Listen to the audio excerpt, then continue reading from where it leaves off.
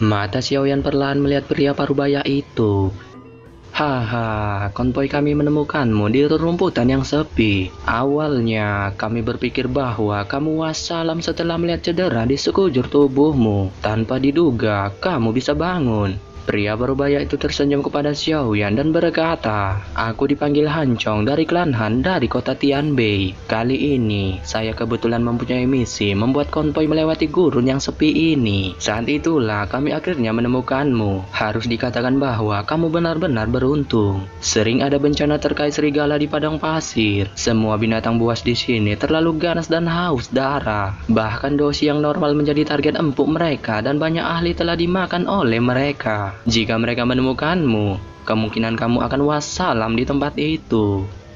"Kakak Hancong, terima kasih telah menyelamatkan saya." Xiaoyan berbicara dengan sangat berterima kasih ketika dia mendengar penjelasan Hancong. "Tidak apa-apa. Ketika kita berada di luar, kita harus mengulurkan tangan jika kita bisa. Itu adalah hal yang terbaik sesama umat manusia." Hancong tersenyum saat dia menjawab. Tatapannya melihat tubuh Xiaoyan dan berkata, "Selain itu, hanya ini yang bisa saya lakukan. Saya juga tidak tahu tentang cederamu. Jika kami tiba di kota Tianbei, kami mungkin akan mengundang seorang alkemis dari toko obat untuk membantu merawatmu. Namun, itu membutuhkan sejumlah besar koin emas. Orang biasa kemungkinan akan mengalami kesulitan untuk mendapatkannya. Martabat para alkemis benar-benar terlalu hebat. Maka dari itu tidak ada yang berani menyinggung mereka. Bahkan pemimpin klan Han saya harus sopan ketika menghadapi para alkemis itu." Xiaoyan hanya tersenyum ketika mendengar kata-kata Hancong. Dia bertanya, "Itu benar, Kakak Hancong. Bolehkah saya menanyakan apakah ini dataran tengah?" "Ya, ini adalah wilayah utara dari dataran tengah." Hancong mengangguk. Dia langsung bertanya dengan terkejut, "Apakah adik Xiaoyan bukan seseorang dari dataran tengah?" Xiaoyan tertawa. Dia tidak menyembunyikan apapun saat dia berbicara singkat tentang masa lalu Bang Cacing kepada Hancong. "Jadi kamu bertemu dengan badai terowongan. Tidak heran cederamu begitu serius. Namun, kamu sangat beruntung. Sangat sedikit orang yang dapat melarikan diri hidup-hidup setelah bertemu dengan badai terowongan di dalam lubang cacing. Klan Han kami memiliki para penjaga yang ditelan oleh badai terowongan ketika mereka melewati lubang cacing saat itu." Hancong akhirnya mengerti setelah mendengar cerita singkat dari Xiaoyan. Dia segera menampar mulutnya dan berseru, "Jadi ini wilayah utara dari dataran tengah. Bolehkah saya tahu di daerah mana Menara Vil berada?" Xiaoyan merenung sejenak sebelum bertanya. "Menara Vil ya? Haha, secara alami semua orang di dataran tengah tahu tentang itu. Namun, wilayah utara terlalu jauh. Bahkan jika kamu menggunakan lubang cacing, kamu perlu melakukan beberapa perpindahan di sepanjang jalan," ucap Hancong. Xiaoyan mengangguk ketika mendengar kata-kata Hancong. "Haha, adik Xiaoyan, kamu harus tetap di kereta sedikit lebih lama karena kamu baru saja bangun. Perjalanan kita masih cukup jauh menuju kota Tianbei. Jika kamu memiliki kebutuhan, kamu dapat menghubungi saya." Hancong memandang Xiaoyan yang terdiam. Dia berhenti mengganggu Xiaoyan saat dia tersenyum padanya. Setelah berbicara, dia berbalik membuka tirai dan berjalan pergi. Xiaoyan bisa melihat bahwa ada cukup banyak gerombolan manusia di sekitarnya ketika dia membuka tirai. Jelas, ini adalah konvoy, bukan pembagian bansos. Bagian dalam kereta kuda menjadi sunyi setelah Hancong pergi. Xiaoyan bersandar di dinding kereta saat pikiran ini melintas di hatinya. Masih ada waktu yang sangat lama hingga pertemuan besar Vil dimulai. Jika luka saya benar-benar sembuh, saya mungkin bisa berkeliaran di dataran tengah dan menanyakan tentang aula jiwa. Itu akan sangat berguna bagi saya. Xiaoyan bergumam di dalam hatinya. Segera, matanya tiba-tiba menjadi lebih terang. Selain itu, saya juga perlu menanyakan tentang klan misterius Sun Er. Saat ini, saya segera mendekati persyaratan yang ditetapkan Sun Er saat itu. Dengan kartu truf ini, kepercayaan di hati Xiaoyan sedikit meningkat. Dia menyeka keringat di wajahnya sebelum membuka tirai kereta. Setelah tirai kereta terbuka, banyak kereta kuda muncul di matanya. Kedua sisi gerbang menunjukkan banyak sosok manusia yang menunggangi kuda. Sangat besar manusia ini memiliki lengan telanjang dan menggunakan pakaian kulit yang tampak perkasa. Oh, bocah kecil ini benar-benar selamat. Haha, kamu benar-benar telah beruntung kali ini. Banyak tatapan dari kedua sisi gerbong melesat ke arah Xiaoyan ketika dia membuka tirai. Mereka langsung terkejut. Tawa gila yang menggembirakan juga keluar dari mulut seorang pria besar tidak jauh dari sana. Pria besar itu memiliki tubuh perkasa. Lengan bajunya dipenuhi dengan berbagai jenis bekas luka. Sial, aku sudah melihat hantu. Bocah kecil ini mampu bertahan meskipun menderita luka serius seperti itu. Dia benar-benar beruntung. Seorang pria kurus segera menggelengkan kepalanya tanpa daya setelah tawa dari pria besar itu terdengar. Setelah itu, dia melihat pria besar itu dan dengan cepat berkata, "Untuk apa kamu melolong? Saya tidak peduli dengan uangmu." Siapa yang memintamu untuk peduli tentangku? Pria besar itu marah. Setelah itu, dia menaiki kudanya dan datang di depan Xiaoyan. Tatapannya melihat Xiaoyan sebelum dia tersenyum dan berkata, "Anak kecil, saya dipanggil John. Orang memanggilku hantu tua. Saya adalah orang pertama yang menemukanmu di gurun utara itu. Namun, kamu tidak perlu berterima kasih kepada saya. Uang yang saya menangkan sebelumnya cukup dari hadiah ucapan terima kasih." Hahaha. "Terima kasih banyak kakak John, saya adalah Xiaoyan." Xiaoyan tersenyum ketika dia duduk dan bersandar pada kereta.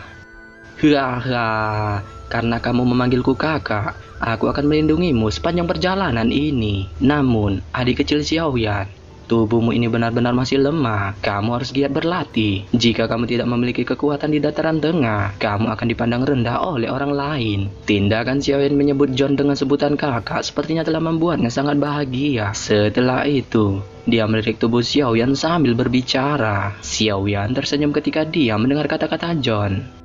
"John, kamu harus berhenti menggerutu di sekitar sini dan mengajar orang lain omong kosong." Suara kaki kuda muncul dari depan tidak lama setelah suara John terdengar. Segera, suara mencaci maki Hancong terdengar.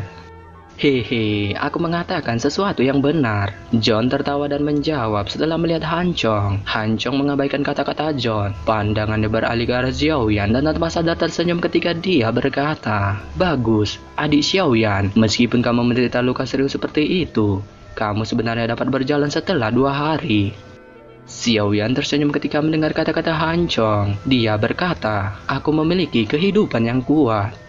Hancong adalah orang yang jujur dan rajin menabung. Dia tidak terlalu peduli tentang masalah ini. Dia melihat ke langit dan dengan keras berkata, "Ini akan segera menjadi gelap." Wanita muda telah mengatakan untuk mendirikan tenda. "John, kamu akan memimpin beberapa orang dan melihat apakah ada tempat yang bagus di dekat sini. Liang ya, kamu akan memimpin beberapa orang untuk berpatroli. Gang B, kamu akan memimpin beberapa orang."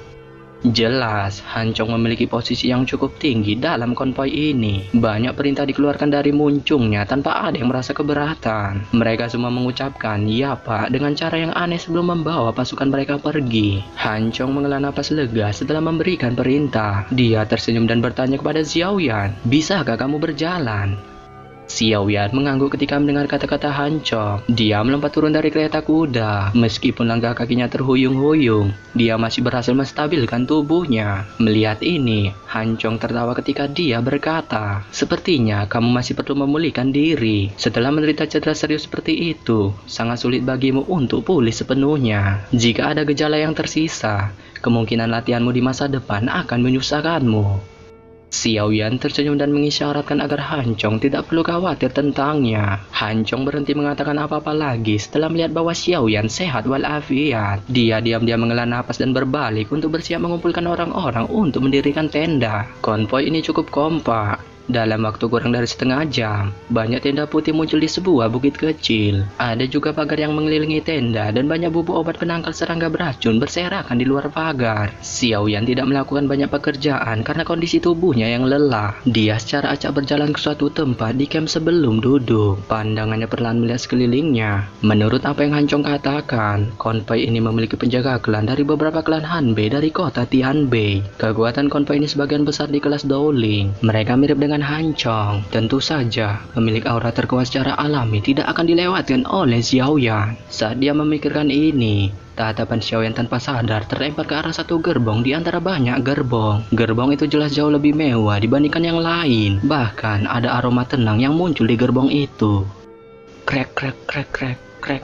Sementara Xiaoyan fokus pada gerbong itu. Gerbong itu yang tertutup rapat tiba-tiba terbuka dan kaki ramping muncul di mata Xiaoyan. Xiaoyan terkejut dan tatapannya perlahan bergeser ke atas. Kejutan jelas melintas di matanya. Tidak terduga bahwa pemilik aura bintang 3 doang sebenarnya sangat muda dan cantik. Namun demikian, Xiaoyan tiba-tiba memiliki perasaan bahwa wajah wanita ini tampak sedikit akrab. Namun, dia juga sangat yakin bahwa ini adalah pertama kalinya dia melihatnya. Mata wanita itu perlahan-lahan melihat perkemahan saat dia turun dari kereta. Siapapun yang dilihatnya segera bertindak seolah-olah mereka sedang bekerja. Ini menyebabkan Xiaoyan kesulitan menghentikan dirinya untuk tertawa ketika dia melihat mereka. Sementara Xiaoyan merasa bahwa kejadian itu lucu. Tatapan wanita itu tiba-tiba berhenti padanya. Wanita itu sedikit marah saat dia perlahan berjalan. Beberapa saat kemudian, dia muncul di depan Xiaoyan. Suaranya dingin saat dia berkata kepada Xiaoyan, "Kamu adalah orang yang telah diselamatkan Hancong selama perjalanan, kan?"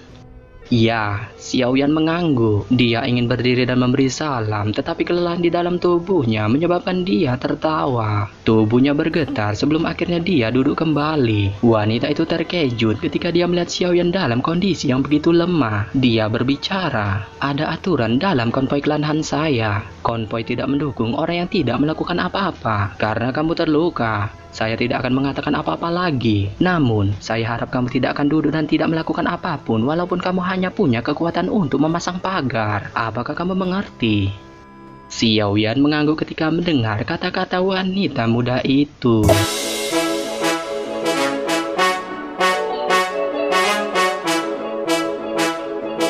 Yo yo yo, jika kalian suka video ini jangan lupa kalian hantamkan subscribe-nya, nyalakan tombol loncengnya, hantam-hantam like-nya, dijamin pecah HP bapak kau. Akhir kata, saya ucapkan bye.